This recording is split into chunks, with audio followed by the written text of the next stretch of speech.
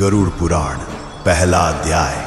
मृत्यु के तुरंत बाद क्या होता है और फिर वह क्षण आता है जब जीवन की अंतिम श्वास रुक जाती है, नेत्रों के आगे अंधकार छा जाता है और संपूर्ण अस्तित्व एक शून्य में विलीन हो जाता है। किसी ने कभी कल्पना भी नहीं की थी कि आज की सुबह उसकी अंतिम सुबह होगी। परिवार रो रहा होता है, चिकित्सक कहता है अब यह नहीं रहा, किंतु जो चला गया वह सब कुछ देख रहा होता है ऊपर से, आत्मा के रूप में। गरुड़ पुराण कहता है मृत्यु के तुरंत पश्चात आत्मा अचंभित हो जाती है।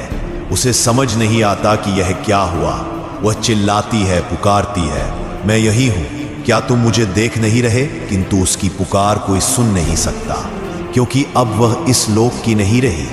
उस क्षण वह जिनसे सबसे अधिक प्रेम करती थी उन्हें छूने का प्रयास करती है, अपने बच्चों को गले लगाना चाहती है, अपनी मां का हाथ पकड़ना चाहती है, परंतु हर बार वह केवल वायु को स्पर्श करती है। और यही होता है मृत्यु का सबसे बड़ा दुख, जैसे जीवित होकर भी मर चुका हो।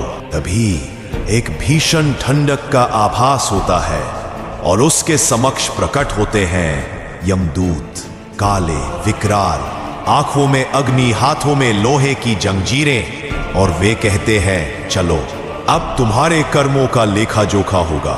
वहीं से आरंभ होती है आत्मा की वास्तविक यात्रा, जहां कोई संबंध काम नहीं आते, ना धन ना नाम, केवल तुम्हारे कर्म जो एक एक अक्षर की भांति ब्रह्मांड में अंकित है।